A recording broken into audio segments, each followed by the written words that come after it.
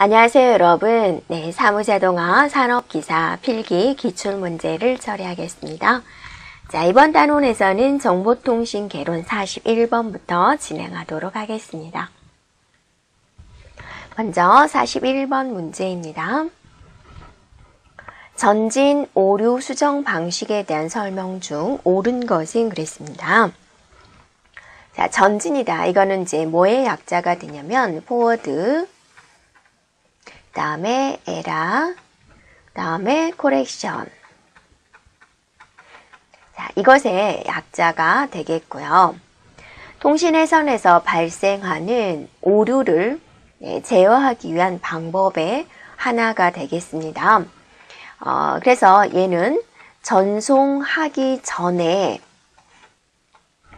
비트를 추가하게 됩니다. 자, 무슨 비트를 추가할까요? 네, 오류 수정을 하기 위한 비트를 추가합니다. 그래서 이걸 가지고 이제 송신 측에서는 전송을 하게 됩니다. 자, 수신 측에서는 이제 데이터를 받았겠죠? 자, 받아서 오류 발생이 있는지 검토를 하게 되고요. 검토한 다음에는 자기들이 알아서 수정을 합니다. 오류가 발생이 되면 수정을 하는 거죠. 그래서 보통은 오류가 발생되면 재전송해 주세요 라고 요구를 할 텐데 그런 재전송하세요 라는 요구 없이 요구하지 않고 바로 오류를 수정이 가능하다라는 겁니다. 그래서 얘는 데이터를 잘 받았어요 라는 이런 신호를 보내지 않습니다.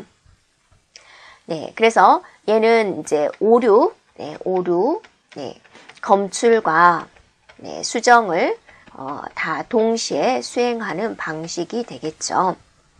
그 다음에 연속적인 데이터 전송이 가능합니다. 연속적인 데이터 전송이 가능하다.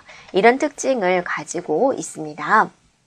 네, 그래서 옳게 설명한 것은 바로 4번이 되겠습니다.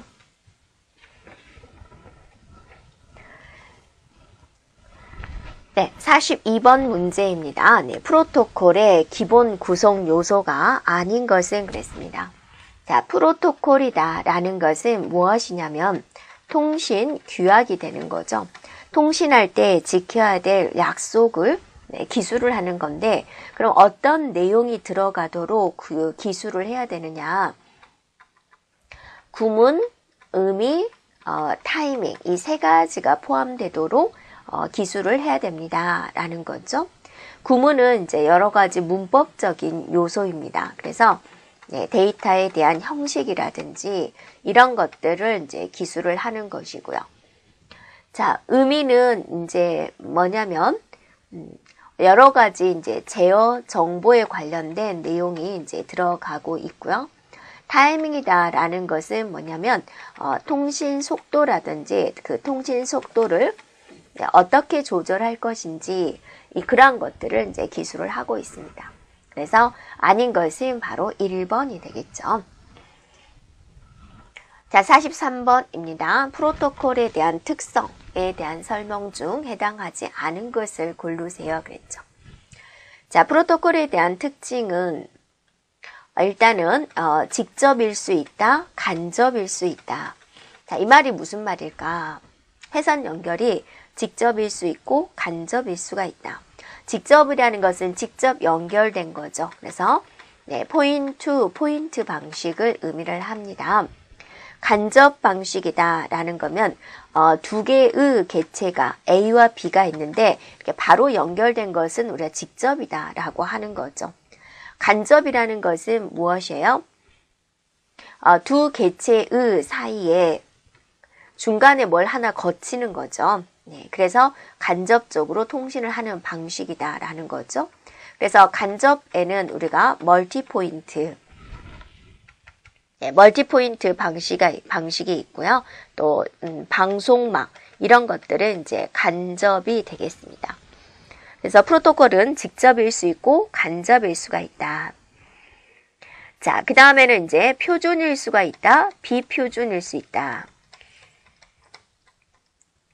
자, 표준이다 라고 한다면, 표준이다 라는 것은 특정한 사용을 위한 것이 아니라 누구나 사용할 수 있는 개념이다 라는 겁니다. 비표준이다 라면은 이제 특수한 용도로 사용하기 위한 프로토콜이다. 특수형이다. 가장 큰 예가 이제 군사용으로 사용되겠다라는 겁니다. 그래서 표준일 수 있다, 비표준일 수 있다라는 거고요. 자, 그 다음에 대칭적일 수가 있다, 비대칭적일 수 있다. 자, 대칭적이다라고 한다면 A와 B가 통신을 하는데 서로 동등한 입장을 가지고 통신을 하는 방식이 있고요. 또 A와 B가 통신을 하는데 서로 동등하지 않은 형태의 서비스가 됩니다. 그래서 이거는 이제 대표적으로 뭐가 있냐면 클라이언트, 서버 이런 구조가 비대칭적 구조의 대표적인 모양이 되겠습니다. 그래서 한쪽은 계속 서비스를 주는 입장, 한쪽은 계속 서비스를 받는 입장. 자, 또 뭐가 있냐면 단일체,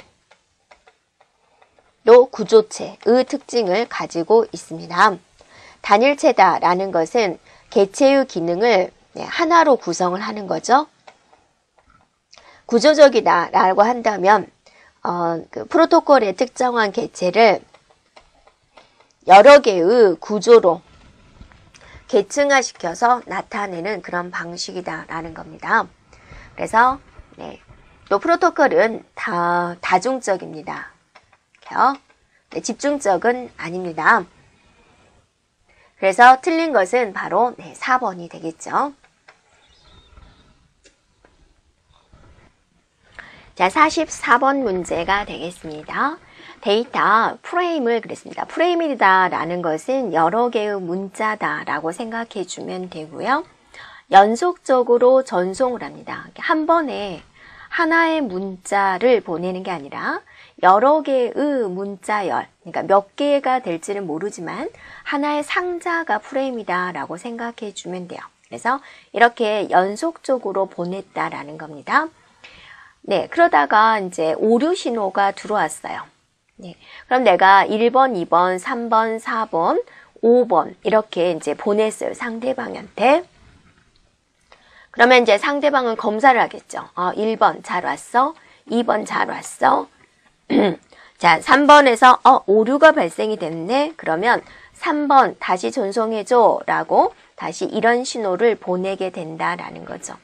그러면 우리가 볼 때는 3번에서 오류가 발생이 됐으면 3번만 다시 보내면 좋을 텐데 오류가 발생한 프레임 이후에 전송된 모든 데이터 프레임을 재전송하는 이런 오류 제어 방식은 무엇이냐라는 겁니다. 자, 이거는 이제 바로 1번에 나와 있는 Go Back and ARQ 방식이 됩니다. 자, 우리가 한번 살펴볼게요. 이런 오류 제어하는 방식에 정지, 대기, ARQ 방식이 있어요.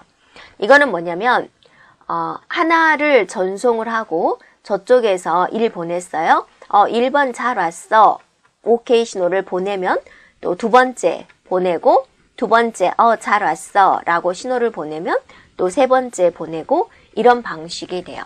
하나 보내고 기다리고 하나 보내고 기다리고. 자, 하나를 보냈는데 저쪽에서 응답이 안 오네요. 그럼 그냥 기다리는 거예요. 이렇게요. 자, 그래서 이제 우리가 Go Back and ARQ를 이제 만든 거죠. 그래서 바로 이런 방식입니다. 그런데 이것의 문제점은 뭐였어요? 1, 2, 3, 4, 5를 보냈는데 3번에서 오류가 발생이 됐어요 라는 신호가 들어오면 자, 이런 들어오면 3번, 4번, 5번 이 3, 4, 5를 또 다시 보내야 되는 거죠. 그러니까 또 사람들이 뭘 생각하겠습니까? 선택적 ARQ 방식을 또 생각을 해내겠죠. Select ARQ 방식이다. 선택적 재전송. 그죠? 네. Selective Repeat ARQ. 1, 2, 3, 4, 5를 내가 보내요. 3번에서 오류가 발생이 됐어요. 라고 신호가 들어와요. 그러면 이때 3번만 보내는 거예요. 3번만. 네. 3번만 재전송하는 방식이 되겠습니다. 또 적응적 ARQ도 있습니다. 자, 35번 문제를 보겠습니다.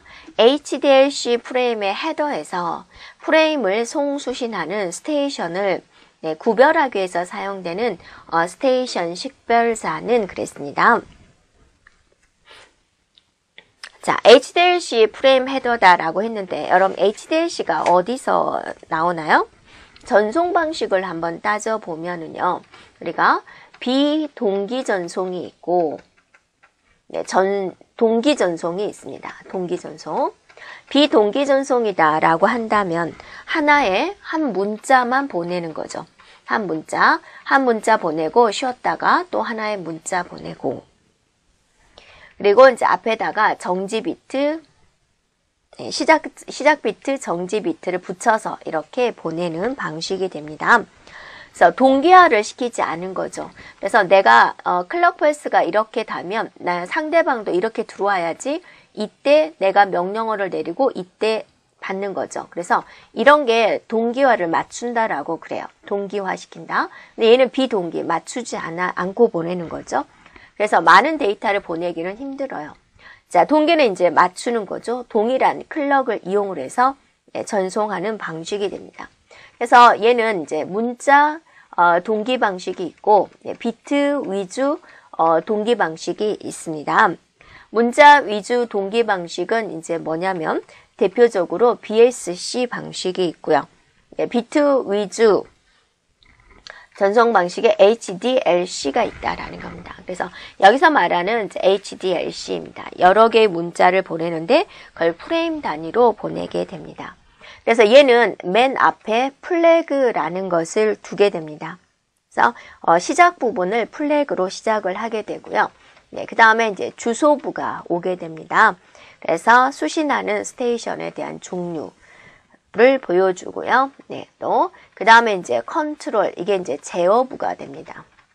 그래서 여러 가지 이제 동작을 지시하거나 지시에 대한 응답 정보를 전송하는 부분이 되고요. 그 다음에 이제 정보부가 실제로 데이터를 보내는 대실제적인 데이터가 들어있는 부분이 바로 정보부가 되고요. 그 다음에 이제 검사부가 있습니다. 검사부. 네. 오류 없이 정확하게 전송되는가를 확인하기 위한 그런 부분이 되고 맨 끝에 또 플래그가 들어가게 됩니다. 이렇게요. 자, 이 중에서 뭐를 물어봤냐면 프레임을 송수신하는 스테이션을 구별하기 위해서 이제 구분되는 것은 어디냐? 송수신다는 스테이션. 어디다 이걸 보내야 되나요? 그런 거죠.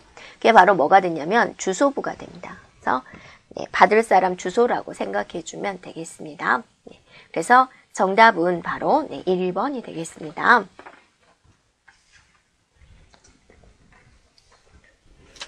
자, 46번 문제입니다. 아날로그 데이터를 전송하기 위해서 디지털 형태로 변환하고 아날로그를 디지털 형태로 변환하고 다시 그 디지털 형태를 원래의 아날로그로 복구시키는 것이 무엇이냐라는 거죠. 자, 우리가 통신을 할 때 여기가 이제 단말 장치가 있습니다. 단말 장치 DTE라고 하죠. 이것이 이제 회선을 통해서 상대방 컴퓨터로 들어가는 게 우리가 데이터 통신이죠. 그래서 여기가 이제 어떤 회선을 통하느냐라는 게 관건이 되는데 아날로그 회선을 통할 때는 얘가 아날로그 형태로 바뀌어야 되고 디지털 회선으로 갈 때는 디지털 형태로 바꿔줘야 되죠. 그래서 그 신호를 바꿔주는 신호 변환 장치라는 게 있어야 되는 거죠. 이렇게요. 어떤 회선을 선택할지 모르니까 그럼 원래대로 바꿔주기 위해서 또 신호 변환 장치가 이렇게 필요하게 됩니다. 이렇게요. 그리고 이제 여기에 통신 제어 장치를 통해서 이제 컴퓨터 속으로 들어가게 되는 거죠. 신호 변환 장치를 우리는 DCE라고 하는 거고 통신 제어 장치를 CCU다 이렇게 하고 있습니다. 그래서 이 신호 변환 장치에서 이제 보도록 하겠습니다. 네, 그래서 컴퓨터에서 나오는 신호는 디지털 신호예요. 그걸 회선이 아날로그 신호로 가는 거예요. 그걸 디지털로 원래대로 돌아가기 위해서 디지털로 바꿔줘요. 이런 역할을 하는 게 바로 모뎀이라는 신호 변환 장치가 있습니다. 그래서 얘는 변조한다. 얘는 다시 원래대로 만든다. 그래서 얘를 다른 말로 변복조 장치다 라고도 이야기를 하고 있습니다. 자, 이번에는 아날로그 데이터가 있는데 네, 디지털 데이터 신호로 바뀌어져서 다시 아날로그 데이터로 아날로그 데이터로 바뀌어야 되는 거예요. 자, 이런 변환 장치는 뭐가 있을까? 바로 이제 코덱이 있습니다. 자, 그 다음에 디지털 신호가 있는데 디지털 데이터가 있는데 디지털 신호로 바뀐 다음에 다시 디지털 데이터로 바뀌는 형태. 이런 거는 뭐가 있을까? 바로 DSU가 있습니다. 자, 그래서 이런 신호 변환 장치들이 있는데 문제에서는 아날로그를 디지털로 다시 아날로그를 디지털로 다시 아날로그로 바뀌는 게 뭐냐라는 거죠. 바로 정답은 3번 코덱이 되겠습니다.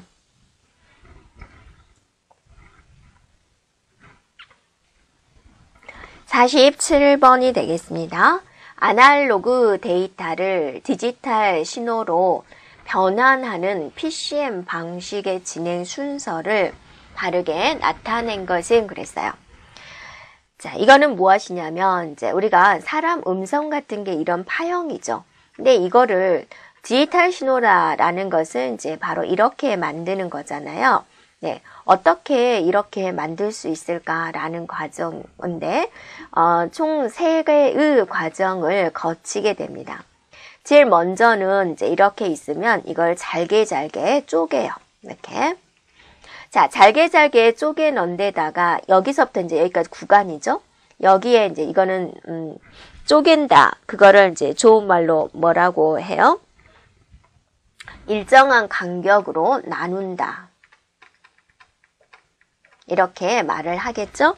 그 다음에 이제 그럼 여기서 자기가 이 마이너스 100부터 100까지다. 라고 한다면 이제 자기가 0에서부터 127로 나눠가지고 여기에 있는 대표값을 설정하게 됩니다. 그래서 수치화 시켜주는 거죠. 정수화 시켜주는 겁니다. 수치화. 정수화. 그래서 내가 여기 구간에 있는 값은 20으로 해야지 결정하는 거예요. 이 구간에 있는 것은 23으로 대표값을 만들어야지 이런 식으로 수치화를 하게 됩니다. 그럼 이제 나머지 20으로 했다. 그럼 그거를 이제 이진수화 시켜주는 거죠. 네, 그거를 이제 부호화 시킨다라고 합니다. 네. 그래서 일정한 간격으로 나눈다. 그거를 이제 표본화다라고 하고요. 숫자화 시켰다. 그걸 우리는 양자화다라고 이야기를 하고 얘는 부호화다라고 이야기를 하고 있습니다. 그래서 다시 이제 원래대로 하기 위해서 복호화와 역화 과정까지 들어갑니다. 그래서 순서대로 나열한 것은 바로 2번이 되겠습니다. 자, 48번이 되겠습니다. 디지털 데이터를 아날로그 신호로 변환하는 방식이 아닌 것은 그랬습니다. 자, 우리가 신호를 변환하는 방식에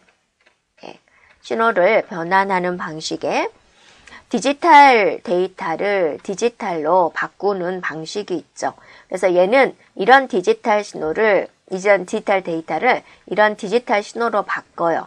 얘는 0과 1이지만 마이너스 1부터 1까지 이런 형태로 바꾸는 거입니다. 자, 이런 것을 우리는 이제 NRZL 부호하다 또는 NRZI 부호하다 또는 맨체스터다. 네, 이런 식으로 이제 구분을 하고 있습니다. 네, 그 다음에 이제 아날로그 데이터를 아날로그로 부호화시키는 방법에는, 변환하는 방법에는 진폭 변조 AM이 있고요. 진폭 변조. 그 다음에 이제 FM 주파수를 변조하는 방식이 있고요. 그 다음에 PM 위상을 변조하는 방식이 있습니다. 이런 식으로요.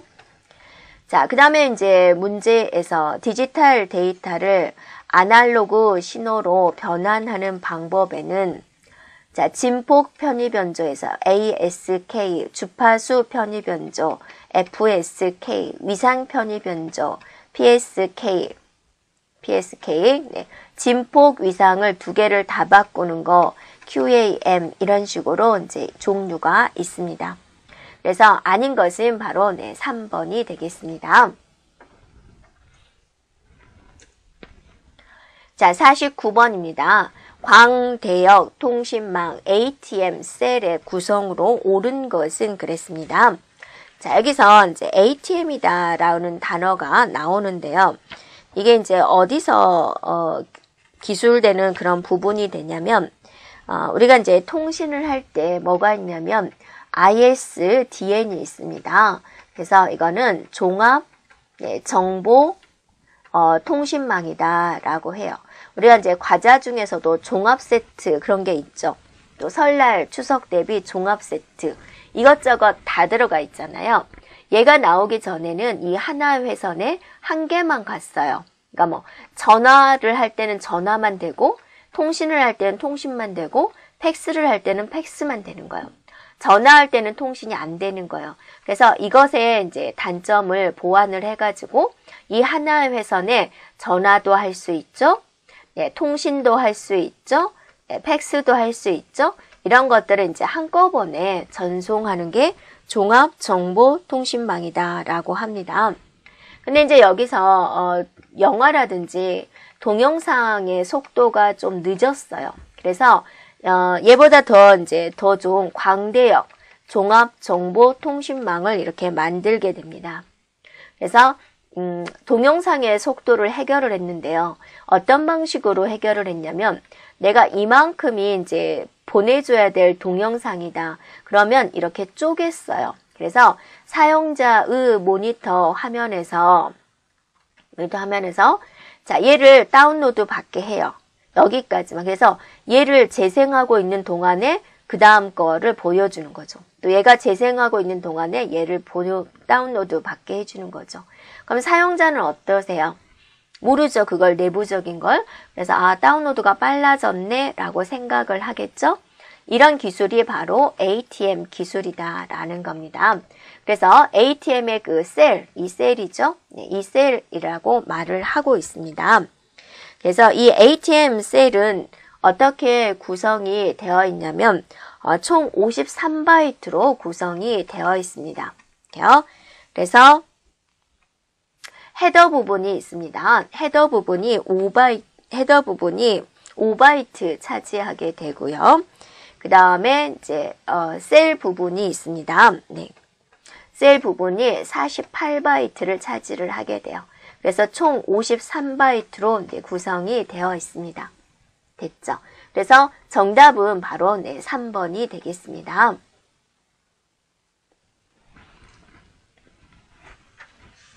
자, 50번입니다. 샤논의 정리 중 통신료 용량에 대한 설명으로 옳지 않은 것은 그랬습니다. 이렇게요. 그러면 우리가 이제 샤논이라는 사람이 만든 정리가 있어요. 뭐라고 만들었냐면 C는 W 로그 2의 1 플러스 n분의 S다라고 그랬습니다. 자, C라는 것은 통신 용량이에요. 그래서 통신 용량을 구하는 방법은 W가 뭐가 되냐면 대역폭이 돼요. 대역폭. 그래서 로그 2의 1 플러스 N이라는 것은 뭐냐면 잡음이에요. S라는 것은 무엇이냐면 신호 세력이에요. 이렇게요. 자, 이렇게 이제 구할 수 있다라는 거죠. 그럼 여러분이 여기서 우리가 보면은 비례 관계를 따져본다면 대역폭과 신호 세력은 어쩔수록 통신 용량이 좋은 거예요? 높을수록. 하지만 잡음 세력은 서로 이제 반비례 관계가 있는 거죠. 잡음 세력은 낮을수록 통신 용량이 좋군요 라는 겁니다. 그래서 틀린 것은 무엇일까라는 거예요. 바로 4번이죠. 잡음 세력이 낮을수록이지 관계가 없다가 아니죠. 그 다음에 여러분이 2번도 조심해 줘야 돼요. 신호 대 신호, 그죠? 신호, S가 신호죠? 신호 대 잡음 B, 잡음 B, 즉 N분의 S를 말하는 거죠. 이것 통째로는 어때요? 높을수록 좋은 거다. 이게 통수체로 높으려면 당연히 잡음 세력이 낮아야지 통째로가 높아지는 거죠. 그래서 정답은 일단 4번이 되겠습니다. 자, 51번 문제입니다. 패키 교환 방식에 대한 특징이 아닌 것은 그랬습니다. 자, 패키 교환이다 라는 것은 이제 우리가 어디서 나오는 부분이냐면, 교환 기술을 한번 보도록 할게요. 교환 기술. 자, 교환 기술에는 이제 회선 교환 방식이 있고요. 그 다음에 이제 축적 교환 방식이 있습니다. 자, 회선 교환 방식은 이제 말 그대로 전송 룰을, 회선을 먼저 설정을 하는 거죠. 회선을 설정한 다음에, 자, 회선을 할당 받아서 서비스를 이용을 하게 되는 거예요. 그러니까 예를 들면 전화다라고 생각을 해보면 됩니다. 그래서 여기 있는 단말기에서 통화를 하는 거죠. 그러면 상대방 단말기와 연결이 되는 거죠. 축적 교환 방식에는 이제 뭐가 있냐면 메시지 교환 방식이 있고 패킷 교환 방식이 있어요. 이렇게요. 메시지 교환 방식은 이제 이 단말기에서 여기 저장 장치로 보내는 거고, 이걸 이제 상대방이 언제 시간 날 때 이제 보는 거죠.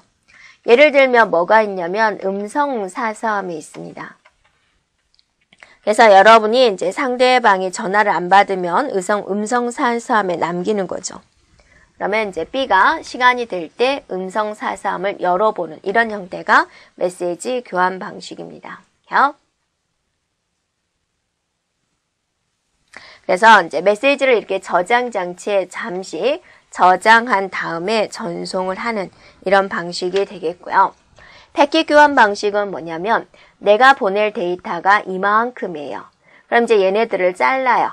일정한 간격으로 잘라요. 그래서 이 단위를 뭐라고 하느냐? 바로 이제 패킷이라고 한다라는 겁니다. 이렇게요. 그래서 예를 들어서 대한민국이다라는 걸 이제 우리가 보낸다라고 하는데, 이 패킷 교환 방식에는 또 몇 가지가 있냐면 2가지가 있습니다. 가상 회선 방식이 있고 데이터 그램 방식이 있습니다. 가상 회선 방식은 이제 자동차 차선을 딱 봐요. 어디가 비었나 보는 거죠. 그랬더니 여기가 비었군요. 그럼 대한민국을 한 줄로 세워요. 이렇게요.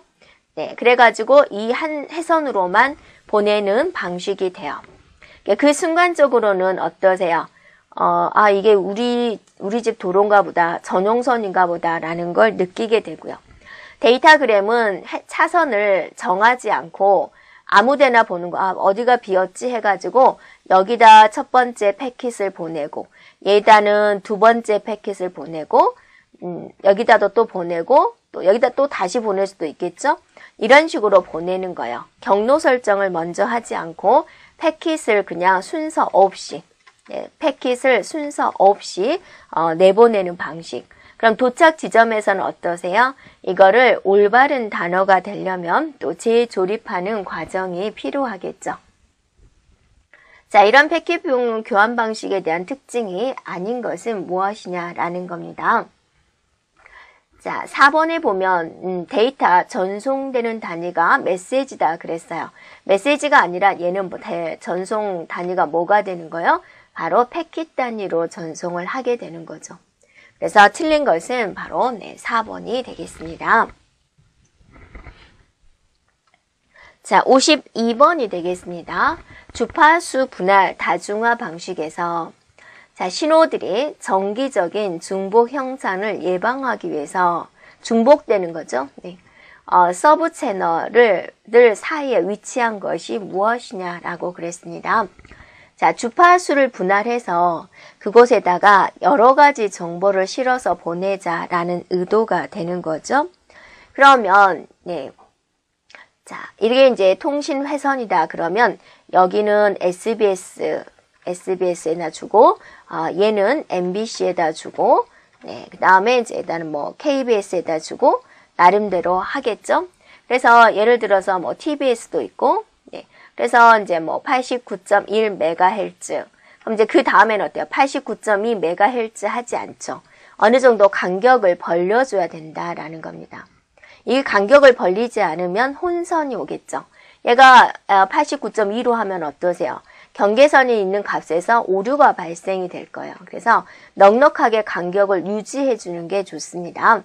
그래서 이거를 우리는 채널이다 라고 합니다. 이 간격의 이름은 뭐라고 할까라는 겁니다. 간격에 대한 이름은 경계대역이다. 또는 가드밴드다. 네, 라고도 이야기를 하죠. 네, 또는 보호대역이다. 라고 이제 이야기를 하고 있습니다. 네, 그래서 정답은 바로 3번이 되겠습니다. 자, 53번입니다. IGMP에 대한 설명 중 틀린 것은 그랬습니다. 자, IGMP라는 것은 이제 뭐냐면 끝에가 P로 끝났으니까 어때요? 프로토콜이 되겠죠. 네. 그래서 ICMP와 유사합니다. 그래서 얘네들은 지금 IP 주소에 IP라는 프로토콜에 문제가 생겼어요. 그걸 해결해주는 이제 고객센터다라고 생각해주면 돼요. 그래서 1번 맞고요. 2번 맞고요. 그 다음에 이게 조금 어려운 부분이긴 한데, 자, IGMP는요.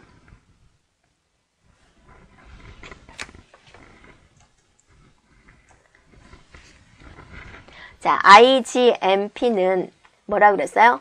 IP 주소에 대한, IP 프로토콜에 대한 고객센터라고 생각을 해주면 돼요. 인터넷에서 사용하는 프로토콜이 바로 TCP/IP가 되는데 이 IP를 사용하다가 문제가 생기면 IGMP가 이제 해결을 합니다. 이렇게요. 자, 근데 이거는 이제 RFC 1112에 정의되어 있습니다. 이렇게요. 그래서 3번이 틀렸습니다. 자, 54번 가겠습니다. 네, 나이퀴스트 샘플링 이론이다. 샘플링이다 라고 했으면 우리가 이제 앞에서 어떠세요?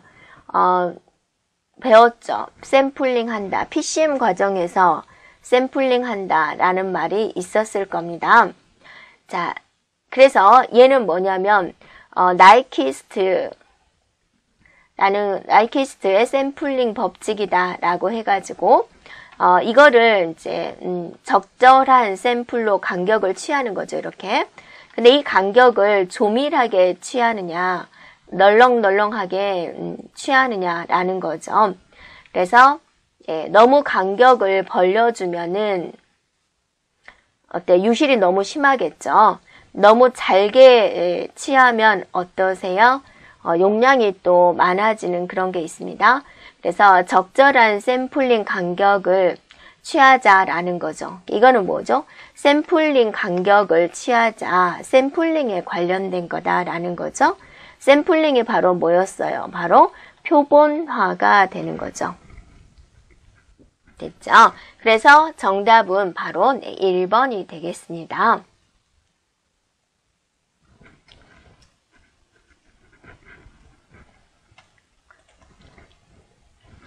자, 55번이 되겠습니다. ITU T 권고안에 따라서 X 시리즈에서 패킷형 DTE와 DC 간의 인터페이스에 대해서 물어보았습니다. 자, 여기서 보면은 X25가 있습니다. X25는 DTE와 DCE 사이에 이루어지는 여러 가지 이제 상호작용을 규정한 네, 프로토콜이 되겠습니다. 그리고 이제 ITU, 그죠? ITU-T 권고안이 되는 것이고요. 그 다음에 이제 세 가지 계층을 쓰고 있죠. 물리 계층, 그 다음에 링크 계층, 네, 패킷 계층 이렇게 사용을 하고 있습니다. 그래서 이제 자체적인 정의에 관련된 거기 때문에요. 정답은 4번에 있는 X25가 되겠군요. 자, 56번 문제가 되겠습니다. 자, OSI 7계층 중 데이터 링크 계층에 대한 설명 중 틀린 것은 그랬습니다. 그러면 우리가 이제 OSI 7계층 문제는 정보통신 문제에서 반드시 나오는 문제가 되는 거죠. 자, 그래서 한번 여러분 생각해 볼까요? 몇 번 나왔지만 물대내, 네, 전세포응, 전세표응 이런 문제죠. 그래서 여기가 이제 하드웨어적인 구축을 하는 부분이 되겠습니다. 그럼 어떤 하드웨어가 나올까? 물리계층은 처음으로 랜을 구축하는 단계, 컴퓨터와 컴퓨터를 연결하기 위한 뭐가 필요해요? 바로 이제 허브가 필요한 거죠. 네, 그래서 새로운 랜을 구축하는 곳이다. 또 장비로서 이제 신호를 증폭시켜주는 리피터라는 장비가 필요하다라는 거고요. 두 번째 이제 데이터 링크 계층이 허브와 허브를 연결하는 브릿지라는 장비가 필요하고 바로 옆에 있는 노드 간에 바로 옆에 있는 인접 노드 간에 신뢰성 있는 전송을 담당을 하는 거죠. 네. 그 다음에 이제 네트워크 계층에는 이제 여기서부터 인터넷 세상으로 나가기 위해서 라우터라는 장비가 필요하고요.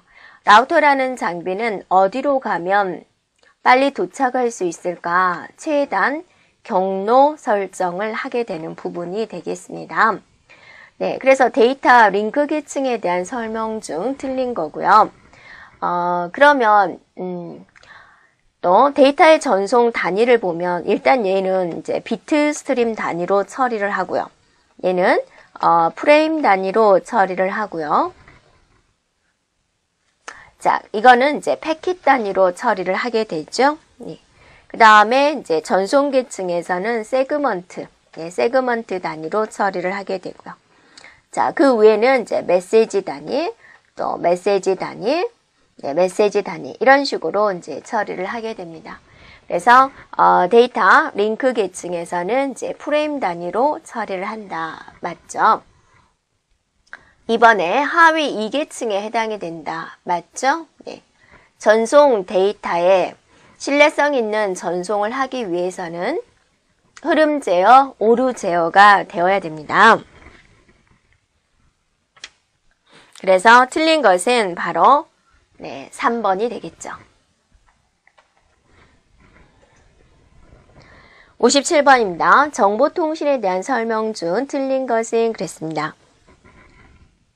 정보통신이다 라고 한다면 이제 자, A라는 지점에서 B라는 점으로 오류 없이 잘 이동할 수 있는 것을 말을 하게 되죠. 자, 1번에 보면 IBM의 SNA는 그랬습니다.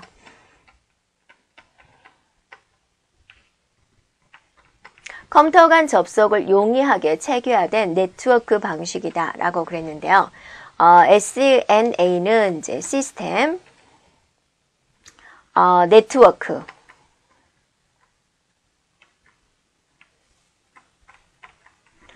아키텍처,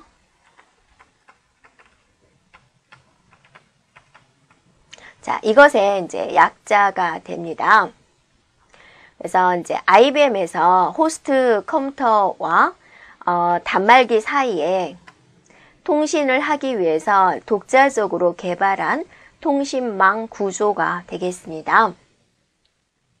그 다음에 2번에 보면 본격적인 데이터 통신의 시초는 미국의 반자동 항공 시스템인 SAGE다 라는 거고요. 자, 3번에 보면 온라인 시스템의 대량 보급으로 정보통신을 위한 표준화의 필요성이 어때요? 표준화의 필요성은 높아졌다라는 거죠. 네. 그래서 표준화라는 게 필요하죠. 회사마다 이제 형태가 다르면 사용자 입장에서는 굉장히 불편합니다. 핸드폰 잭도 안드로이드와 아이폰의 잭이 다르죠. 그래서 일반 사용자들은 좀 불편하죠. 그래서 전체에 딱 맞춰주면 일반 사용자는 편한 겁니다. 그래서 표준화에 대한 필요성이 이제 생겨가지고 OSI 7계층 같은 게 나온 거죠. 그래서 틀린 것은 이제 바로 3번이 되겠습니다. 자, 4번에 데이터 전송은 컴퓨터에 의해 처리된 정보의 전송이다 라고 볼 수 있죠. 맞습니다. 자, 다음 문제 살펴보도록 하겠습니다. 58번입니다. 역다중하기에 대한 설명으로 틀린 것은 그랬습니다. 역다중하기다 라고 이제 해서 살펴보면은요. 역다중하기는 이제 고속의 데이터 스트림이 있으면 이거를 두 개의 느린 속도의 데이터 스트림으로 변환을 합니다. 네, 변환을 해서 이제 전송을 하게 되는 거죠. 그러면 이제 수신 측에서는 받아들인 그 두 개죠. 네, 두 개의 느린 속도의 데이터 스트림을 이제 다시 하나로 합해가지고 고속 데이터 스트림으로 만들어서 이용하는 방식이 되겠습니다. 그래서 1번에 보면 두 개의 음성 대역폭을 이용해서 광대역 통신 속도를 얻을 수 있는 장치가 되고요. 하나의 채널이 고장 나면은 2분의 1의 속도로 계속해서 운영이 가능합니다. 세 번째 보면 상이한 두 개의 채널 간 지연으로 인해서 비트 스트림 혼란을 조정하기 위해서 순환 기억장치가 필요하다라고 그랬습니다. 순환 기억장치, 우리가 순환한다라는 뜻이 뭐예요? 돌아다닌다라는 거죠. 그래서 순환 기억장치다라는 것은 일정한 주기 간격으로 행해지는 기억장치 중에 하나가 되겠습니다. 자, 4번에 보면 입출력 대역 폭이 다르다. 네, 구조가 복잡하다. 불규칙한 전송에 사용된다. 이 부분은 이제 틀린 내용이 되겠습니다. 자, 59번입니다. 네. 통화 중에 이동 전화가 한 셀에서 다른 셀로 이동을 할 때 자동으로 다른 셀의 통화 채널로 전환해 줌으로써 통화가 지속되게 하는 기능은 그랬습니다. 자, 이런 개념은 뭐냐면 서비스 지역을 셀이라는 용어로 사용을 했습니다. 네, 그래서 여러 개의 지역이 있겠고 그 셀마다 뭐가 있냐면 기지국이 있겠죠. 네, 그래서 이 A라는 기지국, A 지역 담당이 있겠고 또 B 지역 담당이 있겠죠. 네, 그런데 이제 사람이 이 하나의 기지국에서만 핸드폰을 하는 게 아니라 이렇게 넘어갈 때가 있겠죠. 이렇게 다른 기지국으로 넘어갈 때 통화가 끊기면 안 되는 거죠. 네. 그래서 통화 중인 가입자가 현재의 기지국 서비스를 벗어나가지고 새로운 기지국 서비스 지역으로 진입을 할 때 통화에 단절이 없이 계속 통화가 될 수 있게 하는 기능, 그게 이제 바로 뭐냐면 핸드 오프 기능이다라고 합니다. 이렇게요. 그래서 정답은 1번이 되겠습니다. 자, 이 핸드 오프 그 종류에는 우리가 소프트 핸드 오프 방식이 있고요. 또 소프터 핸드 오프 방식이 있고요. 또 하드 핸드 오프 방식이 있습니다. 또 우리가 로밍 방식도 있고요. 이렇게요. 자, 소프트 핸드 오프 방식은 그러니까 어떤 식으로 통화의 단절이 없게 할 것이냐, 그 방법이라고 생각하면 돼요. 핸드오프의 여러 가지 방법론에 따라서 이렇게 구분을 하고 있습니다. 이거는 뭐냐면 기지국을 이동을 할 때 A라는 기지국에서 B라는 이 기지국을 이동을 할 때 신호가 끊어지기 전에 다른 기지국의 신호를 받아들이는 겁니다. 그럼으로써 통화가 이상이 없도록 해주는 거고요. 소프터는 무엇이냐면 기지국에 신호가 겹친 이 접점이 문제가 되죠. 이 구간에서는 두 개의 기지국의 신호를 모두 다 받아들이는 거입니다. 네, 그럼으로써 통화가 끊어지지 않도록 해주는 방식이 되고요. 자, 하드 핸드오프는 이제 하드 방식이다라는 거죠. 예, 주파수를 순간적으로 교체를 하는 부분입니다. 그래서 거의 느낄 수가 없지만 하여튼 순간적인 단절은 존재하는 방식이고요. 로밍이다라는 것은 국내에서 쓰는 핸드폰이 해외에서도 휴대폰 번호 그대로 이용할 수 있도록 해주는 서비스가 되겠습니다. 자, 60번 문제입니다. 프로토콜의 전송 방식 중 특정한 플래그를 메시지의 처음과 끝에 포함시켜서 전송하는 방식은 그랬습니다. 자, 우리가 앞에서도 나왔던 문제이지만 비동기 전송이 있고 동기 전송이 있죠. 비동기 전송은 한 문자씩 보내는 방식이다라고 그랬습니다. 그래서 앞에 스타트 비트를 넣어주고 뒤에 이제 스탑 비트를 넣어줘서 전송하는 방식이 됩니다. 동기를 맞추지 않는 거죠. 그것에 비해서 동기 전송이다. 동기를 만든다. 클럭을 맞춘다라는 거죠. 동일한 클럭을 사용을 한다라는 거죠. 자, 여기는 이제 문자 동기 방식이 있고 비트 단위 동기 방식이 있습니다. 문자 동기 방식을 우리는 BSC라고 그러고 비트 위주 동기 방식을 HDLC라고 그러는데 BSC 방식은 자, 앞에다가 시그널 신호를 붙여주고요. 시그널 신호. 그 다음에 헤딩의 시작. 그 다음에 헤딩. 네. 그렇죠? 헤딩. 네. 그 다음에 실제로 보내는 문서. 문서의 시작. 그 다음에 실제로 보내는 문서의 내용. 그 다음에 문서의 끝. 그 다음에 이제 오류 체크를 위해서 BCC. 이게 이제 간다 그거죠. 내가 보낼 내용은 여기입니다. 그것의 앞에 문장의 시작, 문장의 끝. 그 다음에 도착할 곳의 주소 등 여러 가지 정보가 있어야 되겠죠. 그게 이제 헤딩이 되고 헤딩의 시작입니다. 그리고 이제 이건 동기 문자가 되는 것이고요. 자, 이거에 이제 BSC 방식이 되는 거고요.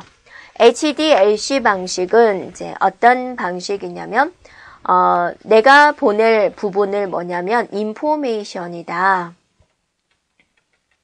자, 이게 이제 정보부가 되는 거죠. 내가 보낼 내용이 여기 들어있는 거고요. 그 앞에 이제 컨트롤 해가지고 제어부가 있습니다. 자, 그 다음에 어드레스, 주소부가 있게 되는 것이고 그 앞에 여기가 시작입니다 해서 플래그가 붙습니다. 끝에는 검사부인 FCS가 붙고 또 끝에는 플래그가 이렇게 붙습니다. 그래서 맨 앞에와 맨 끝에 플래그가 붙게 되는 거죠. 이런 식으로 전송하는 게 이제 HDLC고 HDLC가 비트 동기 방식이 됩니다. 그래서 정답은 1번이 되겠습니다. 자, 여기까지 마치겠습니다. 여러분 수고하셨습니다.